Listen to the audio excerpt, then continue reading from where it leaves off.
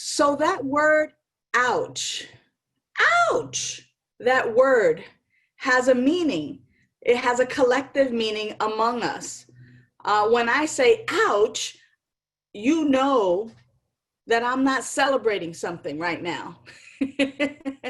When I say yum, or yippee, or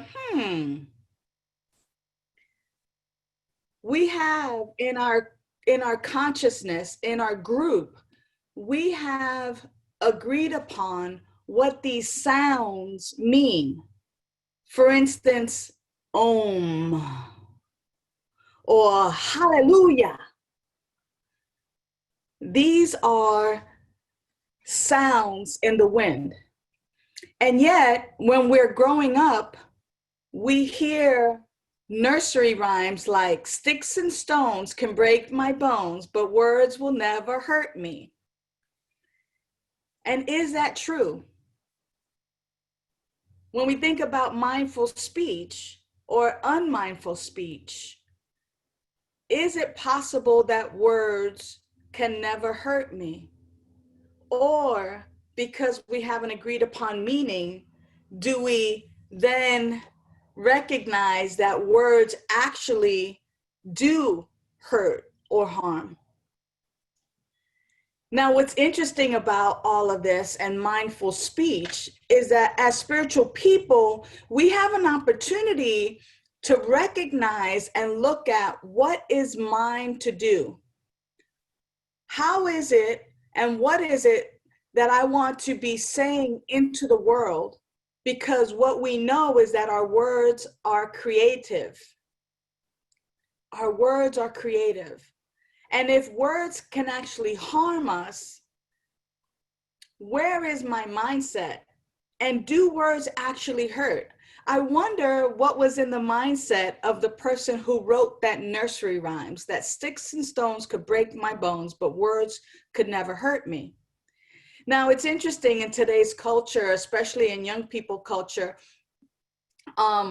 it's interesting how sometimes observing younger people, they can call each other names because they're best friends. And sometimes those names are not even quite speakable in this community here. I'll share one that I can share here. Back in the day when I was working with a lot of high school students, they would approach each other, and these folks were young, and they loved each other and they cared about each other, but their greeting was, "What's up, fool? How you doing, fool?" FOOL. Now, for some of us, I might be taken aback, like, who you calling a fool? Fool? I'm not your fool. So interesting. Now imagine the words getting a little bit worse or a little more sharper or just even unspeakable. Now for these young people, that word had no charge, but maybe for us that word has a charge. Now I also wonder, if someone were to curse you out in a language that you didn't understand, would you be offended? Would you be offended? It's something to think about, huh? Because words are sounds in the wind. And someone could curse us out in a language we don't understand, and it has nothing, it doesn't stick to us. It doesn't have that meaning because we don't understand. And so I wonder, especially in the day that we're living in today, with all the activity, with everything that is being said and done today, I wonder, as powerful people, as powerful manifestors, as folks who use words to create our world, I wonder what causes us to be afraid to speak our truth.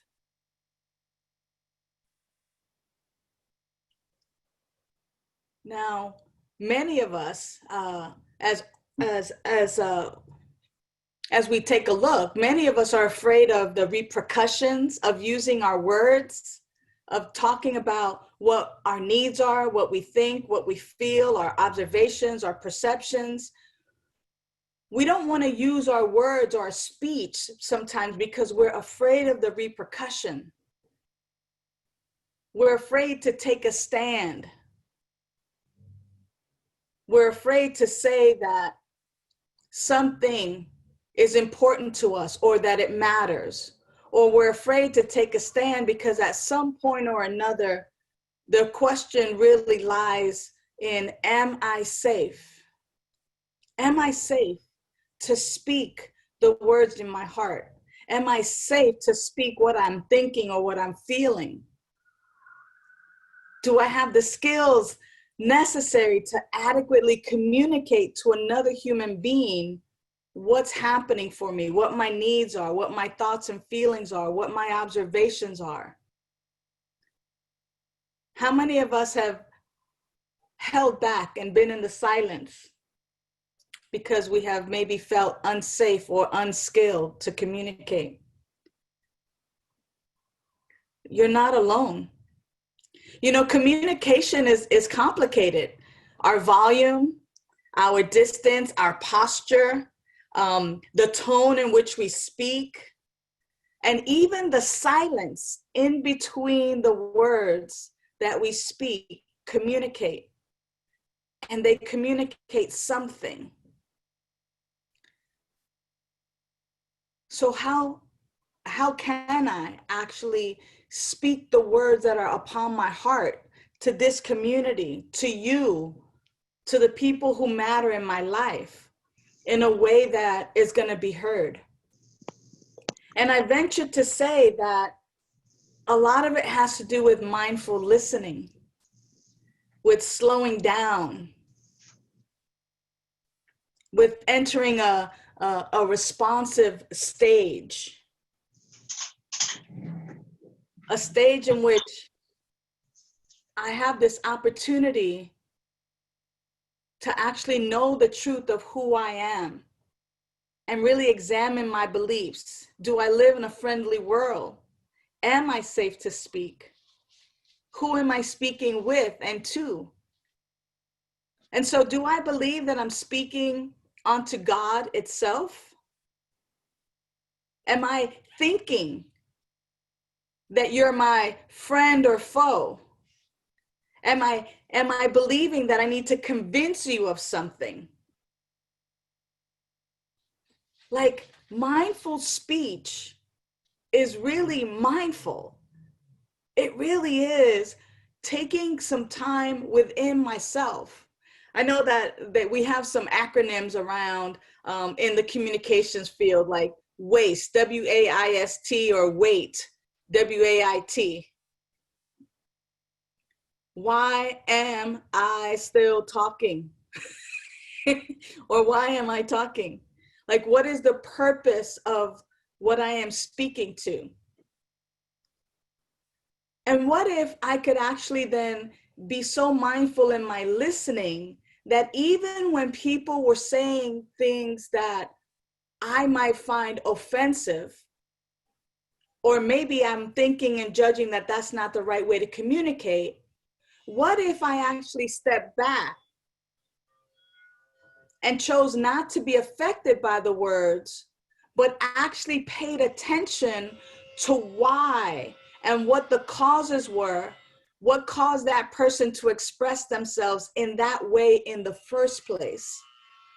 That maybe, just maybe, if I were to look at the cause instead of the effect, that maybe my speech, my words, what I was communicating might come from a place of actual connection, of hearing people and meeting people exactly where they are. I think that it's important for us, especially during this time, to begin to maybe create our own mission statement when it comes to our speech and our communication. what is my purpose when I speak? Am I speaking to divide us, or am I speaking to unite us? Am I speaking from a place of love, or am I speaking from a place of fear? Am I speaking from a place of doubt? Am I speaking from a place of separation, or am I speaking from a place of oneness? And when I'm listening, am I listening from this oneness? Or am I listening to point out to you all the places that you're incorrect? Or am I listening to find those places that unite us? And when I'm in doubt, am I asking questions? Am I saying, hey, you know what? That word, it means this to me. When you use it, what do you mean by it? Or I'm really curious, or I really want to understand, or I'm hoping to bridge the gap here. Can you help me out? And share with me what you mean when you say, and you can, fill in the blank. We are living in a time where our communication in the world is so rapid that with just a push of a button, or push of a button this way or this way on our desktop or on our laptop, when we hit send, or when we hit send with our handheld computers called cell phone, our words and our speech go out into the world. And I'm wondering what we might create instead if before we actually push send, we were mindful enough. And what that takes, beloved, is it takes us being vulnerable, but it also takes us being steeped in our spiritual practices. It takes me being still enough and silent enough to go within, to begin within, to recognize that there's one power, one presence, one life, that life is God, that life is my life now. And that just as that life is my life now, that it is the life of each and every person. And so am I speaking, am I using my communication and speaking with God with the dignity, the love, the understanding that God itself deserves? Or am I spewing hatred and separation? Now, what's interesting is that we've been raised in our society to speak certain things because they're just kind of what we've been taught. And so I'm also asking us to examine what we say. And are these really our words that are coming from the depth of our spiritual practice? Or are we just repeating what the media says, or what the reverend says for that matter? Or are these really my words? Are these really my words? We can use our words to create. And so let us speak words of love and power and peace and freedom. Let us speak words of abundance and wholeness. Let us speak words of harmony. And when there is discord, let us use our words to become free from all discord, as Ernest Holmes said. And so with that in mind, beloveds, I want to open it up to our community. What does this make available to you now? Mindful speech. What questions do you have, or what does this make available to you now? If you'd like, you can use your raise hand feature, or you can simply raise your hand or unmute yourself to speak. What does this make available to you now? Go ahead, George. Right now, this day, this age, in a time of, Black Lives Matter and a time of protest, it, it can be really tough. It can be really, and I've had friends who say to me, and at work this happened, that I was trying to tell people that, we try to have respect for people, but not necessarily for their ideas. And I got some pushback, which I had to kind of agree with, but sometimes people say things from a hateful place. And sometimes in the media, we feel like we've got to listen to both sides. And how do we, in a spiritual sense, how do you compromise that? How do you, not really compromise, how do you find a place for both of that? Like, I want to respect you, but I also, sometimes what you're saying, from you doesn't come from that place. Do you get what I'm saying in that? Absolutely. And I think that that's what I was addressing when I asked the question, what if we were to actually approach that from not necessarily what the person is saying, but what has caused them to say this? Like, where are they coming from? Are they coming from a place of anger or upset or belief in separation? Like, where are folks coming from when what they're speaking and what they're saying means something to us that might point to our separation, that might point to, like, well, that's not very nice, is it? I mean, one of the things that I have had an opportunity to find, especially in my work in diversity inclusion, is that people who have, come from opposite viewpoints finally actually come together because at some point they were able to uncover, and because they spoke it into existence or just spoke it out loud, we were able to look underneath that as to what was causing that individual to think and or feel this way, that there was some belief, some maybe misunderstanding that was happening. And that's sometimes the only opportunity that we have for healing. I think it was Harvey Milk who has that quote. I think it's part of our slides today. Do you have that handy, Reverend Kevin? About the silence. Hope is never silent. Hope is never silent. So in other words, if we don't actually speak it out, if it's never said, then we can't address it. And even though it might feel hurtful because we've attached meaning to certain words, it's like somebody cursing you out in a different language that you don't understand. Like, it doesn't stick to you because you don't understand that. And I wonder if, as spiritual people, if we were to actually be so steeped in our spiritual practice that we knew our oneness so tough, so deeply, so profoundly, that when folks spoke in that manner, it was almost like, that's a whole nother language and they're cursing me out, but it's not my truth. So it doesn't stick, but that I'm able to actually look and be with that person right where they are around the cause. What is the cause of that?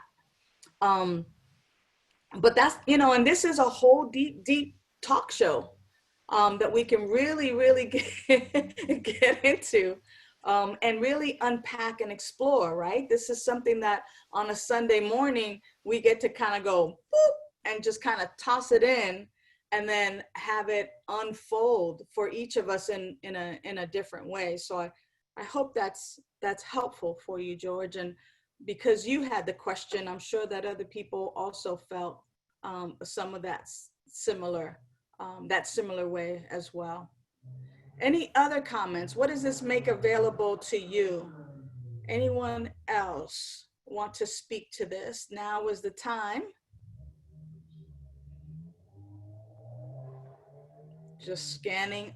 Let's open the phone lines. Let's just see if maybe Reverend Don I see I see Jan Hartman raise your hand. Go ahead, Jan, and then we'll open up the phone lines for any of our callers who might want to speak to this. Right now, what's coming to me is the space between words, the space between what we say and what actually sometimes doesn't even need to be said. The places where there's value in recognizing how, at the moment, diverse your ideas are, that I have to make sure I'm not in that place of intent, like I'm intending to offer words so someone else will be able to understand something in a different way. And then the other thing that came up was I often, because my family heritage is a lot of generations of some pretty mixed up communication, I sometimes have to remind myself I do not have to speak out of obligation. Sometimes I simply need to know and sit in between the words. Yeah. Beautiful. Thank you, Jen. Mm-hmm. We'll open it up to Helen, Dean, or Dana, or Dolores, or Reverend Don and Vancy before we take one more from our community. Any of you on the phone want to speak to this at all?